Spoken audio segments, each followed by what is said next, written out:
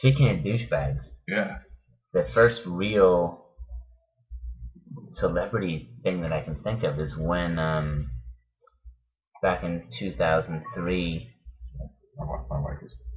wondering why you're still filming TV shows at 2:30 in the morning. Oh, she just said take the dog out. Is when back at Bleak House we published Shane Brawley's collection of poetry that. Oh, you think there'd be more suicides around here? Yeah. And we got to go to the red carpet premiere of Underworld, where he was the star. And I don't know what this hand gesture means, but for future reference, it means he's not really a star. It's when someone calls themselves star, but they're not. Right. Well, he was. Yeah, he was. I mean, he was the bad guy, right? Yeah, and I mean, he was listed pretty high up on the credits. Mm-hmm. But we spent 2 days or so in Hollywood on the Strip, and this was like before the red carpet premiere. And I just remember like looking at all these people and figuring that some of them were famous and some weren't. But I was like, what a bunch of terribly vacuous people! Like just why am I here? I'm losing part of my own soul. And right. Well, part of that was the book. I'm assuming. Yeah, sure. Yeah. I mean, that's why we were there. And so the day before the premiere, we were shooting pool, and it was clearly one of those pool halls where this is where you go to be seen and hope that a casting director thinks that you're special. Right. And if you're a female, finds room for you on the casting couch. Right. And I remember just being like so disappointed that we had four tickets for the red carpet premiere. I remember being so disappointed with all of the Hollywood stuff that I gave Shane one of the tickets back. So there's three of us. There's Blake, me, and this intern Nicole, who I nicknamed Shy, S-H-I, because I think she was from New Hampshire. I think I took the S-H-I, because I give all the nicknames, all the interns crazy nicknames. Right. And we went to the red carpet. We walked down the red carpet, and people were taking pictures, and I was like, wasted film. Like, you people are wasting film. And then the movie played, and it was terrible. I mean, it was terrible. Like, seriously, like, if you had anything to do with that movie, for shame. For shame. But I don't know if I ever told you this. Like, it's going on, and the theater is full of people who work on the movie. Right. And at the end, everyone's like high-fiving each other and patting each other on the back, and some really overly eager dude comes running up to me, and I don't know anybody, he didn't know me, and he's like, "Man, what did you think?" And I'm like panicking because part of my brain is saying like, well, this is your first time at a red carpet premiere. I mean, these might be your future friends. Like, you gotta not offend them.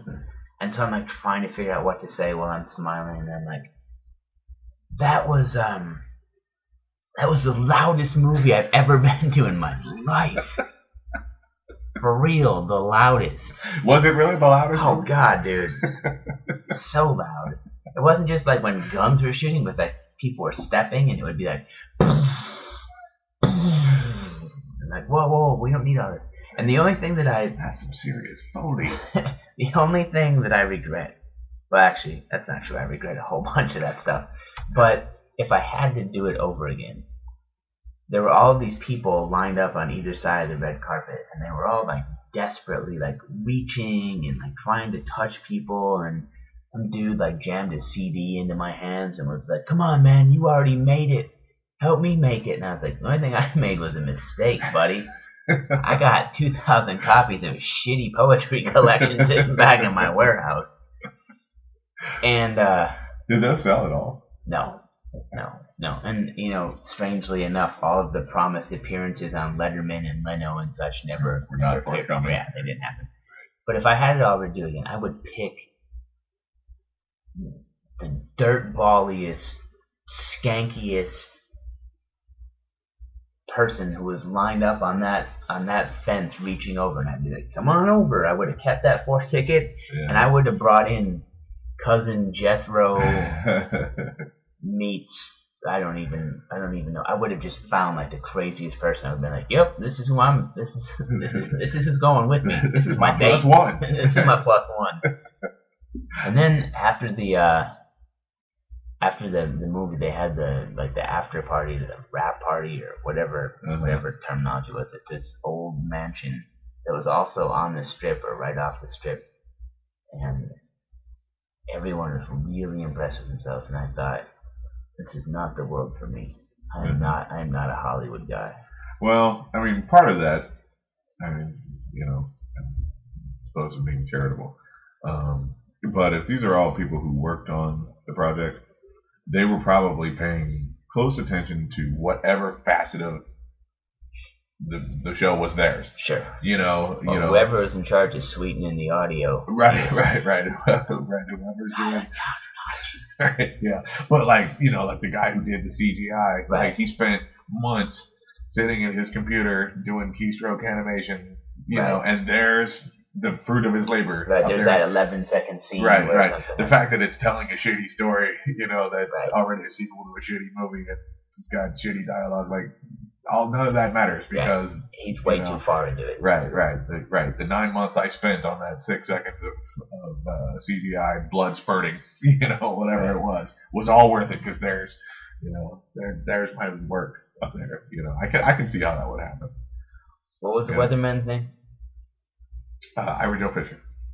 I think Ira Joe Fisher's probably gone on to a more prominent career than Shane Brawley, who also starred in a movie that was made for the Sci-Fi Network called Killer Swarm or Deadly Swarm, and I shit you not, the plot line was a swarm of killer bees gets into a coke lab and gets like Coca-Cola. No.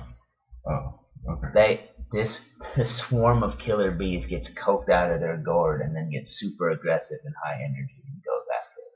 Like the scientist played ably by Shane Brawley. I would have believed it more if it was Coca-Cola. I actually have a hard time believing it. Period. Yeah, at least it's sugar based. Right. Sure. Shane Brawley really played the scientist. Yeah. Good for him. You could tell because he wore glasses. Immediately adds 50 points to your idea. Did you know you were going to see him, or was it just happenstance? Oh no. You mean when that movie? Yeah. The Deadly Swarm one? Yeah. No, every now and then I would Google the dude and be like, oh, what's he doing now? Because I was still holding out hope that, oh no, he'll become a big star like he promised he was going to be. And damn you for your lack of success, Shane Brawley. Yeah. I'm sure that I'm not the only one. I'm sure Shane probably feels a little bit verklempt over his Right. I'm still waiting on his coattails and his own. Right into a brick wall. That'd be sweet. I wonder what that dude does now. Probably an Olive Garden somewhere else, in La Brea or something. Right?